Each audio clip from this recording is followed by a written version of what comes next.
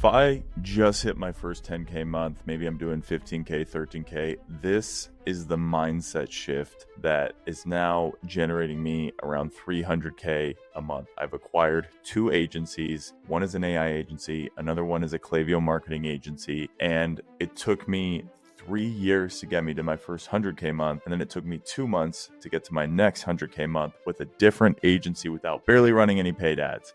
So that's my credibility, just to start the beginning of the video. But I'm working with a brand, and this brand, because I'm an e-commerce agency, I do full stack e-commerce marketing for e-com brands. We went to visit them in Sub Summit in Dallas. And what's cool about this brand is that they're spending about 25K a day. They're doing about 1.5 million a month. They're crushing it. In 2024, the owner literally had to pawn his watches, sell some of his belongings to keep the business alive. And now he's one of the fastest growing companies we're working with. And I got to meet these guys for the first time, other than just like a Google Meet. I got to meet these guys in person and see how they worked. And Sub Summit is Subscription Summit. So it's a bunch of vendors in this big hotel conference that are basically trying to sell you their shit, right? It's a B2B conference about subscription. And the first day we were there, this guy walks up to every single vendor. He would hear their pitch. He would ask them 3 or 4 questions.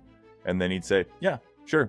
Let's give it a try. Let's go. And the first time I saw this happen, I'm like, oh, this guy's getting swayed. This guy's getting swoozy. Like, he's saying yes to everybody. Like, this is the most easiest sell ever. And by the way, it took me like 10 minutes to close this guy on our first sales call. And then we just broed it out for like the remaining 30 minutes of the call. So just really good guy. But that's besides the point. Vendor 2, he said yes. Then vendor 3, he said yes. Then vendor 4, he said yes. Then vendor 5, he said yes. And I kid you not, this guy went to every single vendor, every single booth that was set up and said like, sure, I'll give it a try.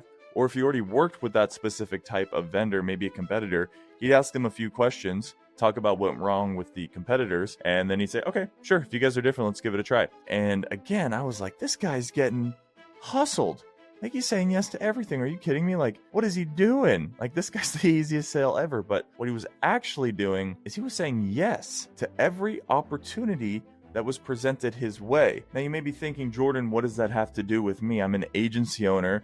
I help real estate guys get more, listings. What I'm trying to say is this guy went from probably around 10K a month to 15K a month to spending double that a day on ads. And now he's doing 1.5, 1.6 million. They're about to get a $60 million exit.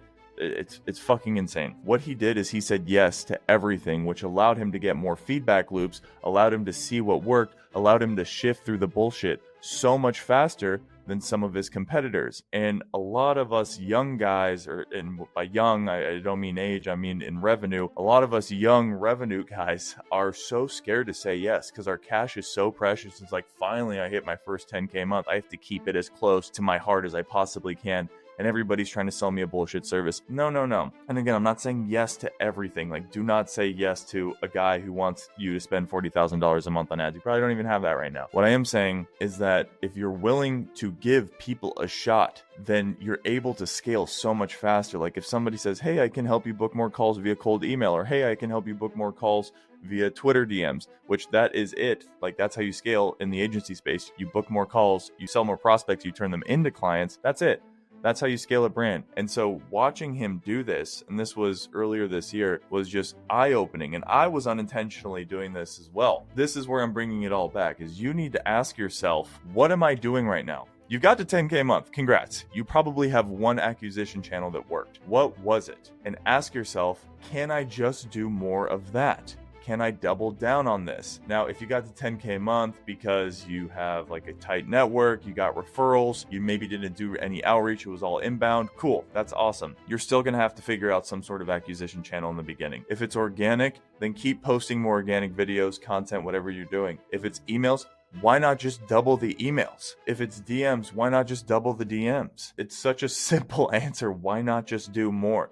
If you're stuck at 10K a month, or you just got to 10K a month and you're trying to get to 50K a month, like, getting more book calls is not that hard. You just need to be doing more volume than your competitors. That's it. What I want you to do right now is on a separate Google Calendar, and I want you to be militant about this, but on a separate Google Calendar, I want you to go through every single action of your day. From you waking up, you having your coffee, stretching, whatever you're doing, all the way to you going to bed. And I want you to color coordinate it. So like wake up's yellow, breakfast is blue, gym is green, work is red, whatever. But see where your day is going. And if you see within the first glimpse, so like, and do this for a week, by the way, do this for an entire week. Don't do this for the day, do it for a week, get enough data points. But if you see like, oh my God, I'm wasting so much time doom scrolling, or I'm wasting so much time responding to clients, then you can start to paint a picture of how you can free up more of your time to focus on high leverage activities. Now, if your day is just work nonstop,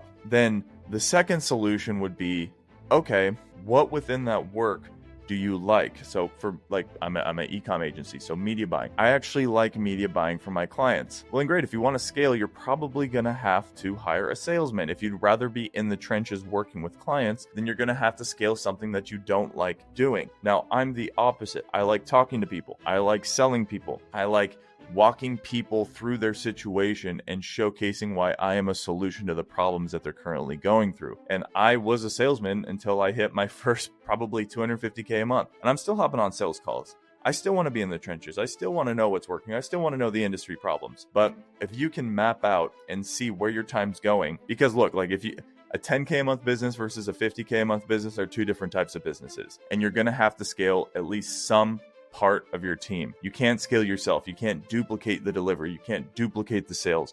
You're probably going to have to focus on one thing and do it 100% well. And why mapping this out is so important is you can decide what leverage pullers can I pull, or what leverage levers, pullers, whatever you want to say, what can I pull that's going to give me more leverage down the road. If I am at 10K a month and I'm already struggling with this, then when I get to 50K a month, that's going to 5X. So what do I need to focus on right now to ease some of my pain and duplicate the aspects of the business where I don't really want to be super involved in, but I also need to make sure that they're dialed. So instead of asking yourself, what can I do to scale my business? Ask yourself, what can I stop doing to scale my business? What do I need to replace in order for me to scale my business? And if you're in delivery and you think to yourself, oh, nobody's as good as delivery as me. Bullshit, dude. You're at 10K a month. Come on.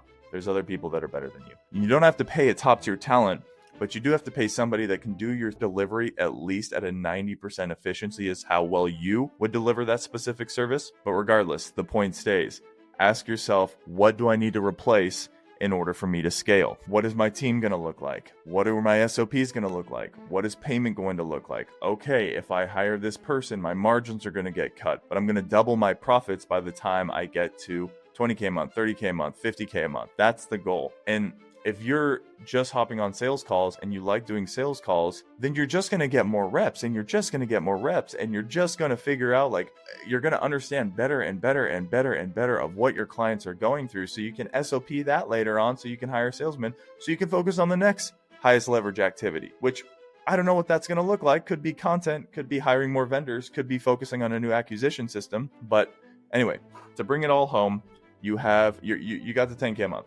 You signed some clients. You're doing great. You have one acquisition channel that's working. Ask yourself, why can't I just double, triple, quadruple that? And you should be able to. Now, if you got all these leads inbound organically through your network, you didn't really do any outreach, okay? And I'm not talking about a personal brand inbound. I'm talking about your buddy from your ex job said, like, yeah, I have these people that you can work with. Then you're going to get hit up by people that are emailing you, DMing you all the time, like, hey, Jordan, I can book you X more calls. Give them a shot. And if they have a guarantee, even better. But for right now, you need to allocate some of your profits into exploring different acquisition channels if you don't have one, because you do need at least one acquisition channel that's profitably bringing you in more clients. This could be ads. By the way, I didn't even spend any money on ads until I hit my first 100K a month. I just scaled email outreach because it was working for me so well. I was like, why focus effort on something else when I could just double down on this? Like, it's so much better to do one thing 100% well rather than 5 things 20% well. So if something's working, then just double, triple down on it. If something's not working, you need to figure out what's working, then start saying yes.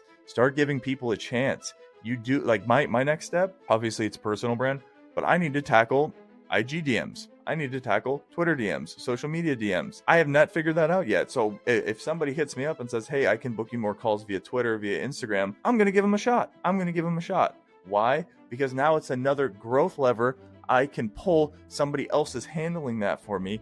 and I, as the owner, can focus on high leverage activities. That's it. Find opportunities where you can replicate, duplicate yourself. Ask yourself, what do I need to stop doing to scale? And if you can answer those questions and you have an acquisition channel that's profitable, like I guarantee you'll get to 100K a month in 3 to 6 months time. It's really not that hard to book calls.